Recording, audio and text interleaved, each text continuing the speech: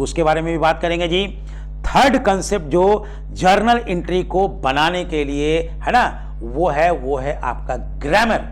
Accounting का grammar जिसको बोलते हैं अकाउंटिंग रूल्स, और हमने बताया कि अकाउंटिंग रूल्स जो है हम लोग डबल एंट्री सिस्टम पे दो तरीके का हम लोग यूज करते हैं जी। एक कहलाता हमारा गोल्डन रूल और दूसरा कहलाता हमारा डायमंड रूल। गोल्डन रूल का ही दूसरा नाम है हमारा ट्रेडिशनल रूल या फिर इटालियन रूल। उसी तरह से डायमंड रूल का हमारा दूसरा नाम है मॉडर्न रूल या फिर अमेरिकन रूल। अब आइए, जब हम गोल्डन रूल के बारे में बात करेंगे तो कैसे सीखेंगे, ये चीज सीखेंगे जी, और फिर हम लोग डायमंड रूल को कैसे सीखेंगे, इसके बाद हमें ये भी चीज सीखना है। आइए हम लोग पहले सीखते हैं जी गोल्डन रूल। आइए बाबू पहले सीखते हैं गोल्डन रूल। देखिए बाबू स्क्रीन पे ध्यान दीजिएगा, गोल्डन रूल।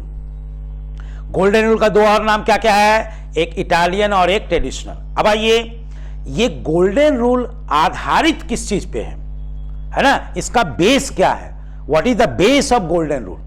तो बोलता है कि गोल्डन रूल का बेस है ग्रुप्स ऑफ अकाउंट्स या क्लासिफिकेशन ऑफ अकाउंट्स, यानी खानदान ऑफ अकाउंट्स। अकाउंटिंग में 3 खानदान होते हैं बाबू, अकाउंटिंग के 3 खानदान होते हैं, रियल, पर्सनल और नॉमिनल।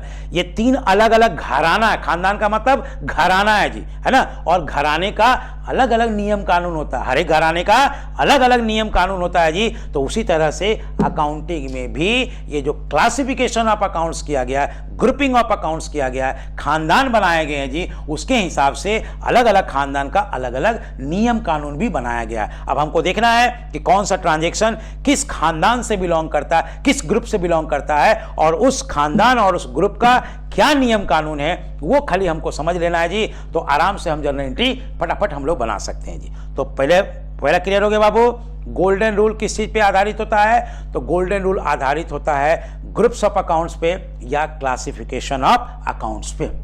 तो कितने क्लासिफिकेशन है जी अकाउंट्स के, तो बोलता है कि ब्रॉडली और मेनली 2 क्लासिफिकेशन है, एक पर्सनल ग्रुप और एक आपका इम्पर्सनल। एक पर्सनल ग्रुप होगा और एक इम्पर्सनल ग्रुप होगा जी। पर्सनल ग्रुप का मतलब हुआ जिनका संबंध किसी न किसी नेचुरल, आर्टिफिशियल या रिप्रेजेंटेटिव पर्सन से है। नेचुरल, आर्टिफिशियल या रिप्रेजेंटेटिव पर्सन से है, व्यक्ति से है जी, तो उसको बोलेंगे पर्सनल ग्रुप यानी पर्सनल खानदान। और जो पर्सनल ग्रुप में नहीं है, व्यक्तिगत खानदान में नहीं है जी, वो कहलाएगा इम्पर्सनल ग्रुप। इम्पर्सनल ग्रुप जो कि अगेन 2 पार्ट में डिवाइड किया गया है इम्पर्सनल को, वो है आपका एक रियल ग्रुप जिनका संबंध एसेट से होता है, जिनका संबंध एसेट से होता है जी, और एक नॉमिनल ग्रुप बनाया गया है जिनका संबंध इनकम, एक्सपेंस, लॉस और गेन से होता है। इनकम, एक्सपेंस, लॉस और गेन से होता है जी नॉमिनल ग्रुप। तो ब्रॉडली आपके 2 हो गए, पर्सनल और इम्पर्सनल। पर्सनल एक हो गया जी, इम्पर्सनल के 2 भाग हो गए जी, एक हमारा रियल जिनका संबंध एसेट से होता है, और एक नॉमिनल जिनका संबंध इनकम और एक्सपेंस से होता है, लॉस और गेन से होता है जी। तो कुल मिला के हमारे 3 खानदान हो गए, एक पर्सनल, एक रियल और एक आपका नॉमिनल। एक पर्सनल, एक रियल और एक आपका नॉमिनल हो गया जी। ठीक है बच्चा, तो इस तरह से हमारा 3 खानदान हो गए। एक से तो चलिए हम लोग बात कर रहे थे बाबू गोल्डन रूल के बारे में। हाँ, सो गोल्डन रूल जो है वो बेसिकली ब्रॉडली 2 आपके क्लासिफिकेशन, 2 खानदान बनाए गए हैं, एक आपके पर्सनल और इम्पर्सनल, लेकिन टोटालिटी में 3 खानदान हो जाते हैं, एक पर्सनल ग्रुप, एक रियल ग्रुप और एक नॉमिनल ग्रुप। अब तीनों का अलग अलग है ना उसका रिलेशन है जी, जरा उनको समझते हैं, यानी कौन से ट्रांजेक्शन्स किस ग्रुप में आएंगे ये जानना बहुत जरूरी है, तभी तो हमें नियम लगाने में आसान होगा, गोल्डन रूल लगाने में आसान होगा जी। तो बोलता है कि किसी व्यक्ति के साथ अगर आप कोई लेन देन करते हैं, चाहे वो नेचुरल हो, मतलब ह्यूमन बीइंग, दुनिया में जितने भी ह्यूमन बीइंग है सब के सब नेचुरल पर्सन कहे जाते हैं जी, जैसे राम, श्याम, घनश्याम, दीपिका, सुशांत, रिया, ये सब जो अभी चल रहा है जी, ये सब के सब क्या कहलाएंगे जी, नेचुरल पर्सन कहलाएंगे, क्योंकि ये सब ह्यूमन बीइंग हैं। तो इनके साथ अगर कोई लेन देन होगा तो ये कहलाएंगे नेचुरल पर्सन। अगर आप इनके साथ लेन देन नहीं करते हैं, आप किसी कंपनी, किसी फर्म, किसी बैंक के साथ लेन देन, किसी क्लब, सोसाइटी के साथ करते हैं, तो ये सब भी एक तरह का पर्सनल ही कहलाएगा, पर्सनल ग्रुप ही कहलाएगा, पर्सन ही कहलाएगा, लेकिन ये आर्टिफिशियल पर्सन होगा और इसको आर्टिफिशियल पर्सन के कैटेगरी में रखेंगे। फिर आता है तीसरा रिप्रेजेंटेटिव। रिप्रेजेंटेटिव का मतलब होता है या तो वो नेचुरल है या तो वो आपका आर्टिफिशियल है, उसको रिप्रेजेंट कर रहा है, उसको प्रतिनिधि कर रहा है जी, यानी उसके बदले में ये सब नाम यूज किए जाते हैं, तो कहलाएगा रिप्रेजेंटेटिव पर्सनल ग्रुप। यानी कैपिटल ओनर को रिप्रेजेंट करता है। अगर हम बात करें कैपिटल, तो ये ओनर को, ओनर का अपना एक नाम होगा जी, राम श्याम घनश्याम कुछ भी नाम हो सकता है जी, तो उसके नाम के बदले में हम लोग कैपिटल लिखते हैं, तो ये कहलाएगा रिप्रेजेंटेटिव पर्सनल। ड्राइंग, जब ओनर बिजनेस से पैसा पर्सनल काम के लिए निकाल लेता है तो कहलाता है ड्राइंग। अब ओनर का फिर अगेन नाम होगा जी, लेकिन नाम नहीं लिखते हम लोग, लिखेंगे ड्राइंग, तो ये कहलाएगा रिप्रेजेंटेटिव पर्सनल। डेटर, क्रेडिटर, ये सब क्या कहलाएगा जी, रिप्रेजेंटेटिव पर्सनल। डेटर का मतलब वो ग्रुप ऑफ कस्टमर जिसके बदले में हम डेटर यूज कर रहे हैं, वो ग्रुप ऑफ सप्लायर जिसके बदले में हम लोग क्रेडिटर यूज कर रहे हैं, ये सब कहलाएगा हमारा representative. Outstanding, prepaid, outstanding expensive, यानी हमें कोई इंप्लॉय को सैलरी देना था, नहीं दिए, हमें किसी को इंटरेस्ट देना था, नहीं दिए, बकाया रह गया, तो उसके नाम के जगह पर हम आउटस्टैंडिंग यूज करते हैं। या किसी को एडवांस में दे दिए, हमें अभी नहीं देना था, अगले महीने देना था, अगले साल देना था, लेकिन हम इसको अभी दे दिए जी, तो इसके नाम के बदले में हम प्रीपेड यूज करते हैं, तो ये सब कहलाएगा आपका रिप्रेजेंटेटिव पर्सनल। तो चाहे आर्टिफिशियल हो या फिर नेचुरल हो या फिर रिप्रेजेंटेटिव हो, कहलाएगा पर्सनल ग्रुप। और पर्सनल ग्रुप का नियम होता है debit the receiver, credit the giver. ध्यान रखिएगा बाबू, गोल्डन रूल नंबर 1 ध्यान रखिएगा, ब्रेकिंग कंसेप्ट ध्यान से सुनिएगा। पर्सनल का गोल्डन रूल नंबर 1 कहता है कि डेबिट द रिसीवर, यानी कोई व्यक्ति अगर बिजनेस से पैसा या सामान या सर्विसेज रिसीव कर रहा है तो हमें उसे डेबिट में लिखना होगा। ये ग्रामर कह रहा है जी, अकाउंटिंग का रूल्स कह रहा है, डेबिट द रिसीवर। और अगर कोई व्यक्ति, चाहे वो नेचुरल हो, आर्टिफिशियल हो, रिप्रेजेंटेटिव हो, बिजनेस में पैसा, सामान या सर्विसेज का गिवर होगा, तो उसको हम लोग क्रेडिट करेंगे, यानी डेबिट द रिसीवर और क्रेडिट द गिवर, यानी सामान, पैसा, सर्विस को पाने वाले को डेबिट करेंगे, सामान, पैसा और सर्विस बिजनेस में देने वाले को क्रेडिट करेंगे। तो हमें देखना होगा कि कौन सा नियम हमारा ट्रांजैक्शंस में लग रहा है जी, और उसके हिसाब से उसको हम लोग या तो डेबिट करेंगे या तो क्रेडिट करेंगे। दूसरा जो खानदान है वो है रियल ग्रुप।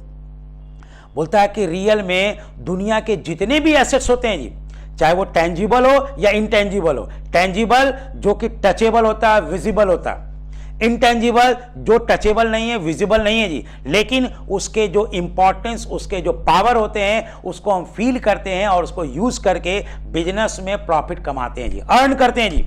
जैसे हमारा सॉफ्टवेयर, जैसे हमारा रेपुटेशन, गुडविल जिसको बोलते हैं, जैसे किसी चीज का कॉपीराइट करा लिए, जैसे किसी चीज का पेटेंट करा लिए जी, तो ये सब कोई फिजिकल स्ट्रक्चर नहीं है इसका एसेट का, लेकिन ये जो लिखित है ना पावर है, या जो स्क्रीन पे हम लोग देखते हैं जी, है ना, ऑनलाइन पे देखते हैं जी, हमारे वर्चुअल मोड में देखते हैं, उससे हम लोग प्रॉफिट कमा पाने में सक्षम होते हैं जी। तो ये वैसा एसेट हो गया जो बिजनेस में प्रॉफिट कमाने के लिए हम लोग यूज तो करते हैं, लेकिन वो दिखता नहीं है और उसको हम टच भी नहीं कर सकते हैं जी, कोई फिजिकल स्ट्रक्चर नहीं होता है, इसीलिए इसको बोलते हैं हम लोग इंटेंजिबल। और टेंजिबल जिसका फिजिकल स्ट्रक्चर होता है, जो टच कर सकते हैं, जो विजिबल होता है, जैसे plant and machinery, cash, stock, है ना, फर्नीचर, कंप्यूटर, बिल्डिंग, ये सब क्या है जी आपके, है ना, ये सब स्टॉक, ये सब क्या है जी आपके फिजिकल स्ट्रक्चर में दिखता है और हम इसको टच भी कर सकते हैं जी, इसीलिए इसको टेंजिबल एसेट कहते हैं। तो चाहे टेंजिबल हो या इनटेंजिबल हो, डजंट मैटर, अगर ये रियल ग्रुप से, अगर वो एसेट है तो वो रियल ग्रुप से बिलोंग करेगा, और रियल ग्रुप से जब बिलोंग करेगा तो हमारा गोल्डन रूल नंबर 2 अप्लाई हो जाएगा, और वो कहलाएगा debit what comes in, credit what goes out. Debit what comes in, credit what goes out, मतलब अगर कोई एसेट बिजनेस में इन हो रहा, कम्स इन यानी कैश इन हो रहा, स्टॉक इन हो रहा, फर्नीचर इन हो रहा, बिल्डिंग इन हो रहा, मशीनरी इन हो रहा है जी, तो एज पर नियम क्या कहता है, उसको डेबिट में लिखो, डेबिट व्हाट कम्स इन। अगर यही सारे चीजें बिजनेस से बाहर जा रहा, कैश जा रहा है जी, फर्नीचर बिक रहा है जी, स्टॉक निकल रहा है जी, तो ये सब क्या कहलाएगा, क्रेडिट व्हाट गोज आउट। यानी जब जब कोई एसेट बिजनेस से चला जाता है या कम हो जाता है तो वहां पे नियम लगाएंगे क्रेडिट व्हाट गोज आउट, और जब जब कोई एसेट बिजनेस में खरीद के लाते हैं या बढ़ता है जी, वो कहलाएगा हमारा डेबिट, है ना, व्हाट कम्स इन। तो ये हो गया हमारा रियल खानदान का। तो जब हम कोई ट्रांजेक्शन करेंगे तो देखेंगे कि ये रियल खानदान से है या पर्सनल खानदान से है या नॉमिनल खानदान से, उसके हिसाब से हम लोग गोल्डन रूल लगाएंगे। अब आइए, अब अगला है जी तीसरा जो खानदान है उसका नाम है नॉमिनल। ये बोलता है कि इसका संबंध जो है ना इनकम, एक्सपेंस, लॉस और गेन से, जैसे salary paid, interest paid, commission paid, यानी वो पैसा जो बिजनेस से गया तो गया, वापस रिकवर नहीं होगा, सबको बोलेंगे हम एक्सपेंस, और एक्सपेंस कौन सा होगा, नॉमिनल होगा। या लॉस बाय फायर, आग लगने से नुकसान लग गया, लॉस बाय वाटर, है ना, हमारा पानी बह गया जी उसके कारण से नुकसान लग गया, लॉस बाय एयर, हवा आया, आंधी तूफान आया और हमारा कोई सामान नुकसान हो गया जी, तो ये सब क्या हो गए, ये सब कहलाएंगे हमारे नॉमिनल, है ना। उसी तरह से जब आपके पास कोई इनकम रिसीव होता है, जैसे salary receive, interest receive, commission receive, dividend receive, या कोई एसेट को बेचे तो उसमें प्रॉफिट आ गया जी, तो ये सारे के सारे क्या हो गए जी, हमारे इनकम कहलाएंगे। और इनकम, एक्सपेंस, गेन, लॉस जो भी होंगे इनका संबंध नॉमिनल ग्रुप से है, और नॉमिनल ग्रुप कहता है debit all expenses and losses, debit all expenses and losses. अगर कोई खर्च है या लॉस है बिजनेस के लिए, किसके लिए, हमारे और आपके लिए नहीं, बिजनेस के लिए, अकाउंटिंग किसका हो रहा, बिजनेस को हो रहा, तो बिजनेस के लिए अगर कोई खर्च और, है ना, यानी एक्सपेंस और लॉस हो रहा है, यानी हानि हो रहा है, तो उसको आप डेबिट में लिखोगे। उसको कहां लिखोगे, डेबिट में। ये ग्रामर कहता है, ये रूल कहता है ये अकाउंटिंग का। और अगर कोई इनकम और गेन हो रहा है, कोई आमदनी हो रहा है, बिजनेस से पैसे आ रहे हैं आमदनी के रूप में, गेन के रूप में, तो उसको हमें क्रेडिट साइड में लिखना होगा। तो इस तरह से नॉमिनल का रूल हो गया debit all expenses and losses, credit all income and gain. तो कुल मिला के हमारे पास जो गोल्डन रूल हो गए वो 3 हो गए। एक पर्सनल के लिए debit the receiver, credit the giver, और एक रियल के लिए debit what comes in, credit what goes out, और एक नॉमिनल के लिए debit all expenses and losses, credit all income and gain. तो इस तरह से पहले हमें क्या करना होगा, इस गोल्डन रूल को मेमोराइज करना होगा, और जब भी कोई ट्रांजेक्शन हम लोग करेंगे तो देखेंगे कि इनका रिलेशन जो है वो पर्सनल से बैठ रहा है या रियल से बैठ रहा है या नॉमिनल से बैठ रहा है। अब नॉमिनल से बैठेगा तो वहाँ नॉमिनल वाला रूल लगाएंगे, रियल से बैठेगा तो रियल वाला रूल लगाएंगे, पर्सनल से बैठेगा तो पर्सनल वाला रूल लगाएंगे। किसी एक ट्रांजेक्शन में 2 खानदान लग गए, यानी रियल भी लग गए, पर्सनल भी लग गए, तो एक एक दोनों का रूल ले लेंगे जी। नॉमिनल और पर्सनल लग गए तो एक एक दोनों का रूल ले लेंगे जी। इस तरह से हमारा गोल्डन रूल काम करेगा। तो इसको हमें मेमोराइज करना होगा, debit the receiver, credit the giver, debit what comes in, credit what goes out, और debit all expenses and losses, credit all income and gain. इस तरह से हमारा गोल्डन रूल काम करता है।